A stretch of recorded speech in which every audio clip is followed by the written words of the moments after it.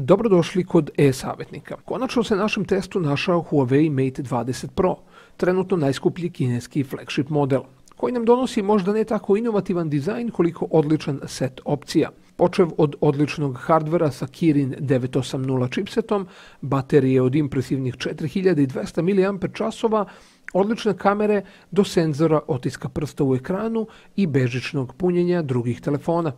Da ne dužimo puno, u nastavku vam predstavljamo 5 prednosti i 5 mana ovog telefona i da li ga preporučujemo.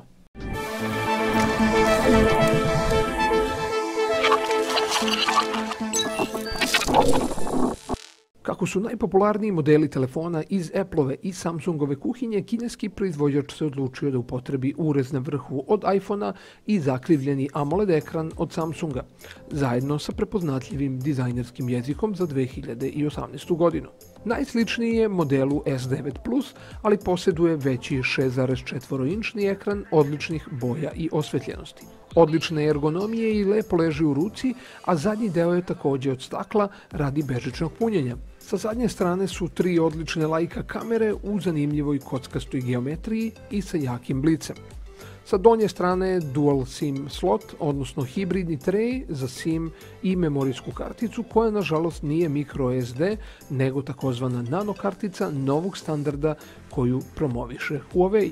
Još jedno zanimljivo rješenje nalazi se unutar USB-C porta gdje je sakriven zvučnik, a sa gornje strane imamo i IC blaster što je za svaku pohvalu. Levo nemamo ništa, a dok su desno taster za uključivanje i tasteri za podešavanje jačine zvuka na koje se treba malo privići jer se obično nalaze sa suprotne strane. Zadnja strana dolazi u visoko poliranom finišu crne boje ili prelivajućih tonova, a nešto novo je brušeni šrafirani izgled sa mnogo manje otisaka prstiju u plavoj i zelenoj boji. No, na stranu uobičajeno upoznavanje sa telefonom. Verovatno ste već upoznati kako izgleda, budući da reklama za Mate 20 Pro ima svuda, počev od interneta pa sve do billboarda. Odmah prelazimo na ono što nam se dopada na ovom telefonu. Pod 1. Ergonomija i dizajn. Iako gotovo identičnih dimenzija i oblika kao S9 Plus, posjeduje veći ekran, veću bateriju i nekako deluje manji i lakši. Dodatak je i boja koja se preliva u više nijanci te doprinosi jedinstvenom utisku. Pod 2. Baterija i super punjenje. Baterija od 4200 mAh je neverovatna. Uz umereno korišćenje 2 dana je zagarantovano, dok kod intenzivne upotrebe ne može da se desi da se potpuno isprazni. A ono što je još bolje je super brzo punjenje koje kroz 15 minuta napuni praktično pola baterije. Za to je zaslužan naravno i punjač od 40 W Huawei Supercharge koji izgleda kao da je za manji laptop. U sve ovo nikada nećete vidjeti upozorenje za slabu bateriju. Nama je bilo dovoljno da ga punimo 15 minuta, upravo kada se spremamo da negdje krenemo, a dobro dođe i brzi bežični punjač kao elegantnije rješenje. Pod 3. Biometrijska zaštita. Odlična implementacija senzora otiska prsta ispod samog ekrana omogućava brzo i efikasno otključavanje, ali je potrebno nešto jače pritisnuti prst. Za nijansu je sporiji nego odvojeni senzor ispod ekrana ili na poleđini, kao kod većine modela, ali radi svoj posao.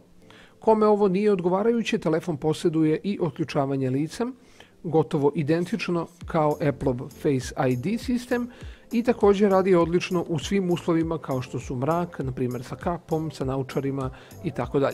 Po 4. Vrhunske kamere.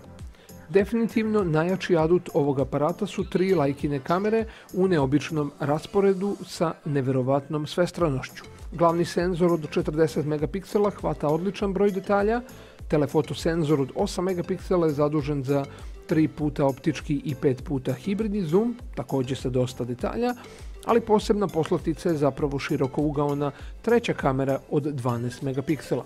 Prosto je neverovatno koliko širok kadar može da se snimi iz neposredne blizine. Posebno je dobar noćni mod, jedan od najboljih na tržištu verovatno. Također dobrodošli su i odlični efekti kamere, kao što su crno-belo snimanje sa subjektom u boji, zatim snimanje sa zamućenom pozadinom, efekti osvjetljenja subjekta i tako dalje. Pod 5. Obrnuto bežično punjenje. Takozvano reverzibilno bežično punjenje je prava inovacija u svetu mobilnih telefona u 2018. godini, a Huawei Mate 20 Pro, osim što se bežično puni, može poslužiti i kao bežični punjač za druge uređaje, naravno, koji podržavaju bežično punjenje. Sad prelazimo na ono što su po nama mane ovog modela. Pod 1. Nedostatak 3,5 mm priključka za slušalice, koji daje odličan kvalitet zvuka i naravno kompatibilan je sa svim mogućim slušalicama. Naravno, ko ne koristi mnogo telefon za slušanje muzike, dobro će mu doći i fabričke USB-C slušalice koje stižu u paketu. Pod 2. Telefon dolazi sa Android 9 Pie sistemom i Huawei-evim MIUI 9.0 softverom. Radi odlično, brz je i odaziva se trenutno. Ali kada ga uporedimo na primjer sa Samsungovim TouchWizom, nedostaju mu neke opcije samih podešavanja kao i vrhunska ispoliranost interfejsa.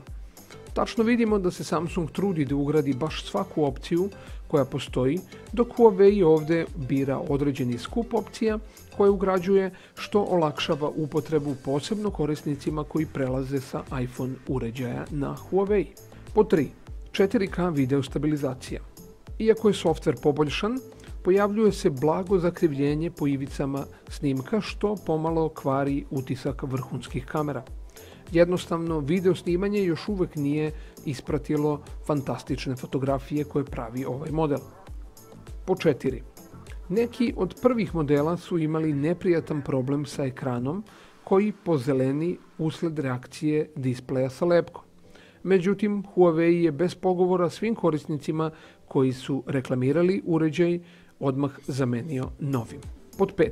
Cena uređaja od 1050 € terava praktično suze na oči. Uprkos obilju opcija, čak i u odnosu na skuplje telefone, ne možemo da se otrgnemo utisku da su svi današnji flagshipovi pomalo precenjeni, pogotovo kad modeli više srednje klase obavljaju odličan posao.